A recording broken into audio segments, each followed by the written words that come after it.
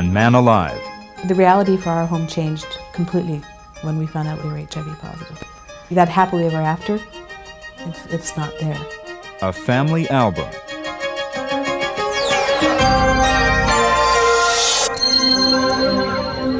A picture-perfect family. Don and Elma Plant and their 3 children. Can you sit up, Caitlin? Can you? Can you say cheese for me too?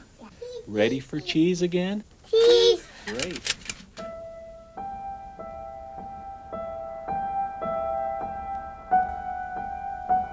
Don and Elma Plant live on a farm in southwestern Ontario outside the village of Lonsborough, population 315. It's a community that shares a strong faith and traditional values. 3 years ago, Don and Elma's lives changed forever. In December 1991, Elma was 3 months pregnant with her 3rd child. She was in hospital with meningitis. Doctors were doing HIV tests on all their prenatal patients, and Elma agreed to be tested. I'll never forget because my doctor and I had a routine prenatal visit, and at the end of the visit he sat me down and he looked at me and he said, "Elma, we have a bit of a problem. Your HIV test came back positive." And that was it. Elma, in shock, left the hospital to drive home. Her doctor had given her a 1-800 number to call for the AIDS hotline. I don't remember the drive. I'll remember saying to myself, what will Don say? What will Don say? How do I tell Don? How do I tell Don? And my mom met me at the door. Don followed me behind, and I remembered I was standing on the front porch. And they both said, "What's wrong with the baby?" And I said, "Oh no, the baby's fine, but I have AIDS." My recollection is that she was walking out towards me, and I could tell right away that something was wrong, and my first thought was that a molar pregnancy or something was wrong with the baby. So then when she told me, it was, nah, can't be. Yeah. Yeah, I think we spent the first half an hour thinking of all the reasons why the doctor made a mistake. How could this have happened? You know, he must have done this, he must have done this. So I called the 1-800 number, and the person told me I had 9 months left to live and that I should get my affairs in order. And I hung up. I remember thinking, oh my God, I'm going to live long enough to have this baby, and I'm going to die.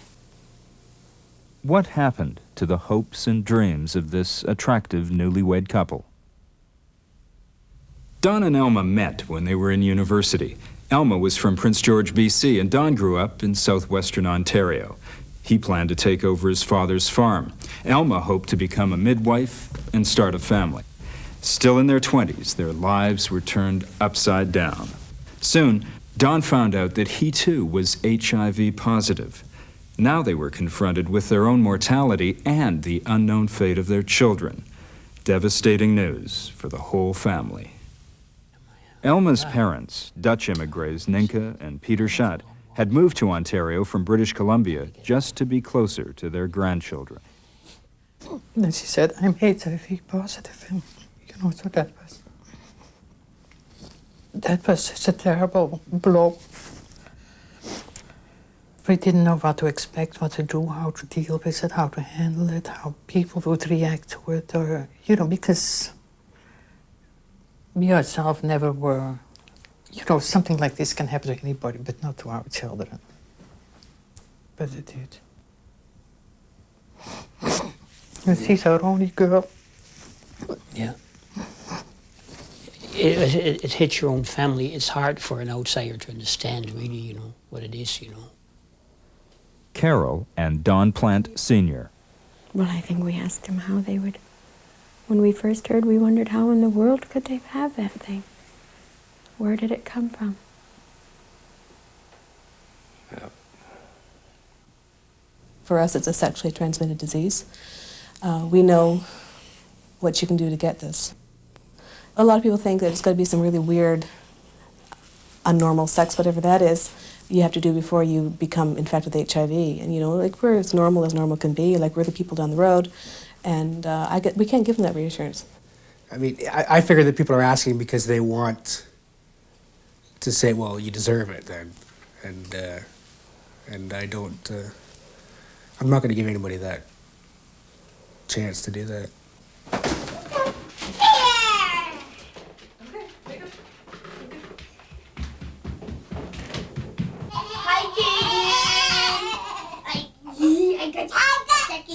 Dawn and Elma have 3 children, 5-year-old Justin, 6-year-old Reese, and Caitlin, just 2. Now it's an ordinary weekday morning, but 3 years ago, Dawn and Elma knew almost nothing about AIDS. The prediction that Elma had only 9 months to live was a big mistake. But they were still terrified that Reese, Justin, and the yet-to-be-born Caitlin might be infected. We didn't know if you could spread it through casual contact. And we weren't letting the kids touch our glasses or same towels or eat from the same dishes we were eating from. And we were afraid to kiss them goodnight, you know. And they were only 2 and 3 years old at that time, and we would play games, you know, like kissing games and hugging and squeezing to pieces, and it all stopped. I remember that the hardest thing for us to do was to get Reese and Justin tested. They were 2 and 3 at the time. They had never had a needle other than, you know, immunizations. But this had to be blood drawn from the arm. And we were really scared. I called the doctor's office to see if the results came in, and she said, I'll have to have the doctor call you back. So I'm sitting here bawling, thinking, oh no, if he's got a call, they're positive. Mm-hmm. But he called back and told me they were both negative. Yep. I came home and Don was just a wreck, and I remember thinking, oh no, they're positive. And he was just so happy that they were negative that he had completely fallen apart. So we've never had to get them tested again. Relief for the boys. They tested negative. But for Elma, 3 months pregnant, this portrait disguises the anguish and fear for the daughter she was carrying. The pregnancy was first and foremost. That was the most important thing to me, having a healthy baby. She was born 6 weeks early, but she was a good size, 6.5 pounds. And I remember, just like the boys, she developed jaundice. She started turning yellow. And to measure the jaundice levels, they had to do a test called a bilirubin. And they had to draw blood out of the baby's heel for that. And I remember this nurse marching into the room and took the corner of the blanket that was wrapped around Caitlin and spun her out of it, just like she was a top, and slapped a hot cloth around Caitlin's heel to make the blood easier. But she was far from gentle, and she was very hostile in how she was dealing with Caitlin. And I jumped off the bed and I yelled at her. I said, you know, what are you doing to my baby? And she turned around and she looked at me and she says, women like you don't deserve to have children. And I'll never forget that. That was April. They told us it would be at least 18 months before we would know for sure. And it wasn't good. Like, not only was she exposed to meningitis, like I had the meningitis when I was pregnant with her, but she was exposed to the HIV at birth, and within her first week she was exposed to chickenpox and German measles.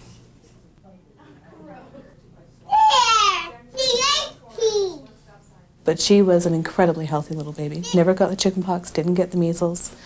And at 6 months we started the routine blood work on her. Caitlin beat the odds.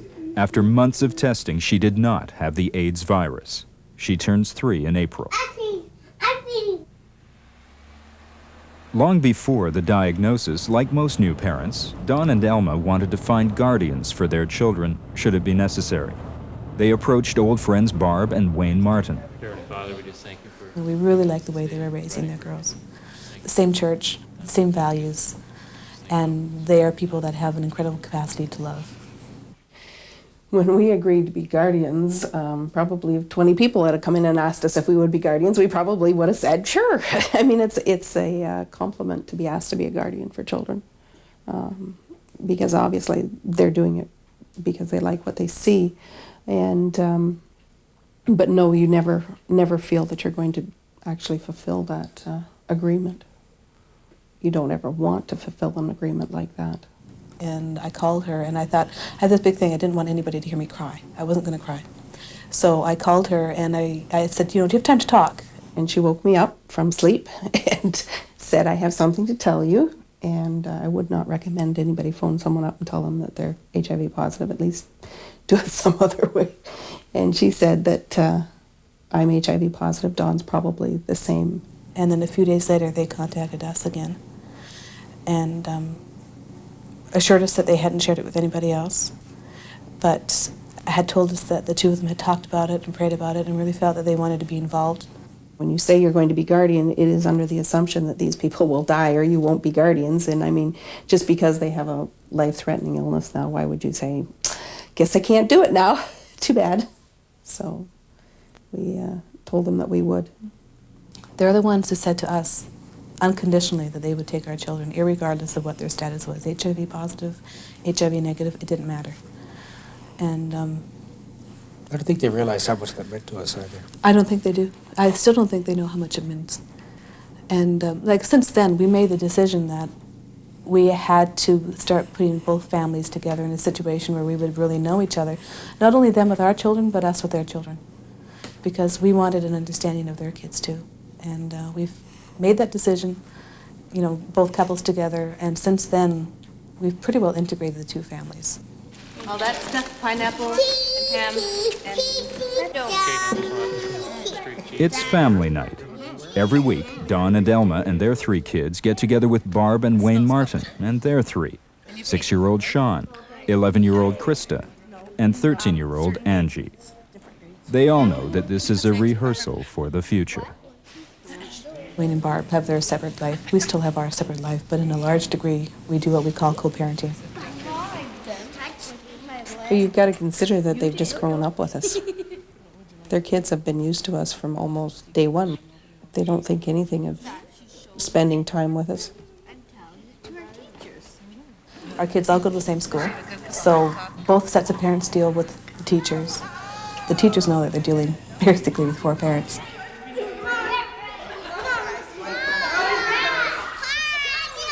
When I talk to some of the kids, I'll tell them that they are as important in my life as my own children. Like I've sat down with their kids and talked to them, that I love them the same as I love my own children. A lot of stuff is done together. I spend some great time with their girls, and I really appreciate the time I get to spend with Krista and Angie, because in a lot of ways I feel I won't get that time with Caitlin.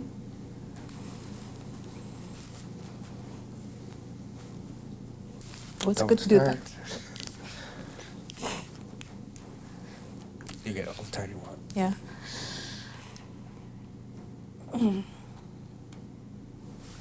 Krista and Angie are really great girls, and they're going to be really great big sisters, not only for Reese and Jess, but for Caitlin too.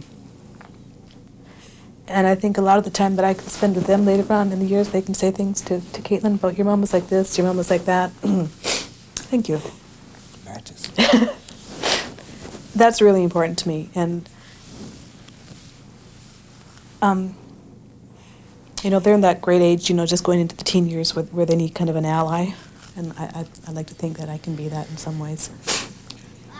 And now the idea that the families ever separating, it's unthinkable. But at times, the joining of the families was emotionally trying for Don and Elma. We just resented the fact that somebody else could be raising our kids. Yeah. I think that was it, and that they were starting to accept them. Yep. That Reese and Justin, and Caitlin especially, was just, you know, let's go to Wayne and Barb's. Yeah. Let's go. And It wasn't because it was Wayne and Barb. It was, the kids are starting to transfer. You know, they were attaching loyalties to Wayne and Barb. That because we wanted them to. You know, we had initiated that. It was doing exactly what we wanted to see done. But the other level really hurt, you know. It was hard, but that resentment's gone. Wayne and Barb will do everything they can for our kids to help them understand who we were. My biggest fear is having my children watch me die and have their last memory of me being a very sick and frail person. That's who I was not like that in my life. And Barb and Wayne will help them go through that time. And it'll be tough, but I trust them.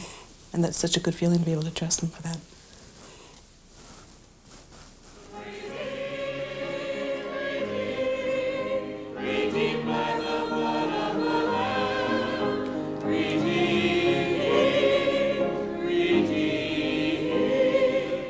If you have faith, hold on to it.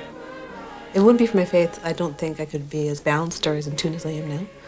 It's faith. It's prayer, it's Bible reading, it's talk, it's friends. I think if I didn't have faith, I would have said, I'm not getting involved in this. I still look at myself and say, why are we doing this? Many days, but then I know why we're doing it. Without faith, Don and Elma wouldn't be the same people they are, because their faith is their hope for the future. Support came not only from Barb and Wayne Martin, the entire community has rallied around. It's an old-fashioned cooking bee. As Don and Elma endure constant fatigue, church members pitch in and prepare meals every few weeks. We really didn't have to turn to anybody for help. They came to us. We were incredibly fortunate. It just seems they would hear about us and phone and offer support and bring food. The people in our church, most of them, were automatically supportive even before they really knew what HIV was and if it was passed on through casual contact. With declining health and Elma's need for help, it became necessary to give up the family farm. They now live as tenants on the property they once owned. I always thought I was going to be a farmer. I thought that's what I was going to do. I was going to be able to pass it on to my kids. And having to sell it was a hard decision, and it still is thinking about it.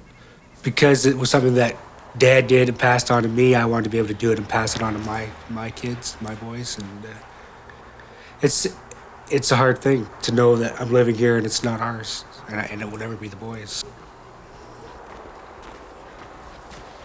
My role as provider has changed from what I was taught, from what my dad's is anyways, but I'm not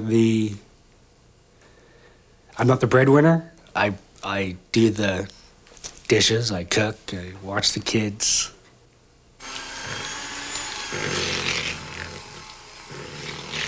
I think it'd bother any man that had to stay in and not just stay in, but if the roles change that much from going out and working and putting the food on the table that way, instead of cooking it yourself and putting it on.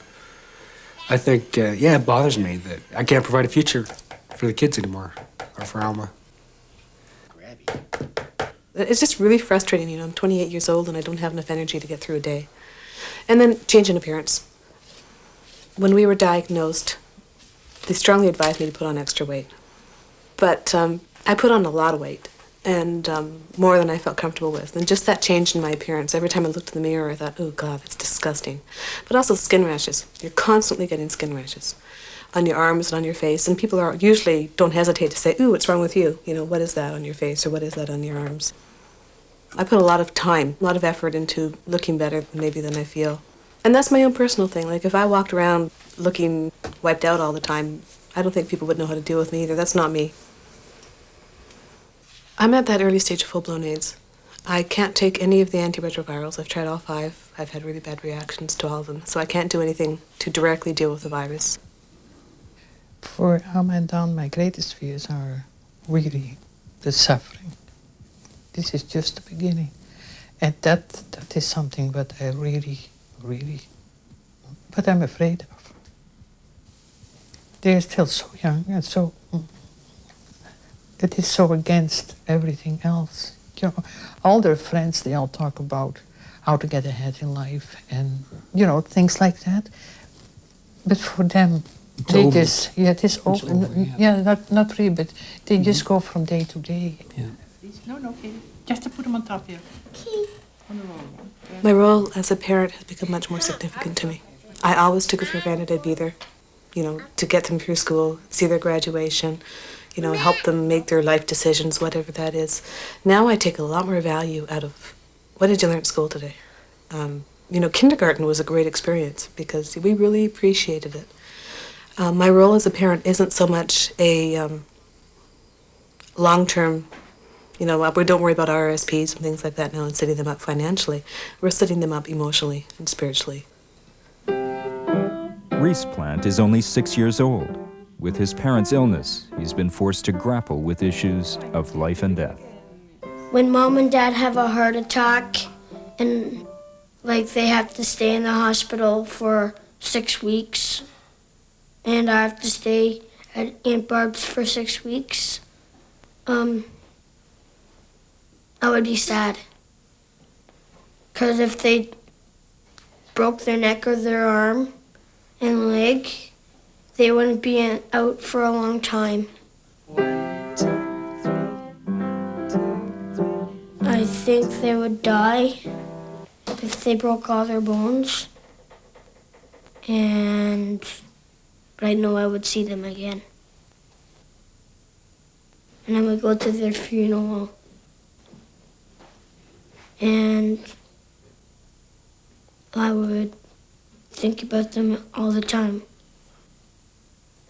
in my heart. Well, I think it's pretty tough on the kids. I mean, they've had to get to know their guardians in a way that they wouldn't normally have to. Where's the horses? Up there in front of... They know that possibly one day going to go live with Wayne and Barb. And I wouldn't want to say that it's easy for them. They're kids, though. I mean, they've been dealing with it for 3 years now. It's still going to be hard when it happens, but I think it's going to be easier because of the way we've done it. Instead of just not telling them anything and then one day being gone and them having to go live with somebody else.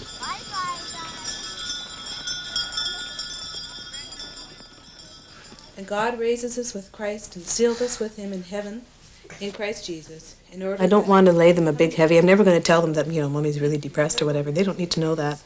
But just spending time alone with the kids and, a no-pressure situation and just watching them. If you put it into perspective of everything else we still have, 3 healthy kids, that's just beyond expressing how precious that is for us. Say your prayers. Guide me safely. Guide me safe. Food at night, make me wake in the morning. Light. We've been lucky. John has his moments of bleakness, and so do I. We've been really lucky that they're never on the same day. It seems when I'm down, he's up, and when he's down, I'm up. Yeah. Gross. The relationship that Alma and I have now, I would think, is better. It's different, but it's better. We are definitely closer. We definitely deal with things when they come. When we were diagnosed, we had to start talking to each other and about things in our past we might have not shared with each other before, and thinking it didn't really matter, we're together now, But blame is useless. Blame won't get you anywhere. We talked about it, and it hurt for both of us. But that's when we made the decision, the past is the past, we're going to leave it there, and what's really important to us now is the present and the future. 1, 2, 3. Cheese and crackers! Cheese and crackers! If my mom and dad were dead, I would ask to, make me some kind of ghost that I can fly. Know that I have wings and I can fly up to heaven and see them.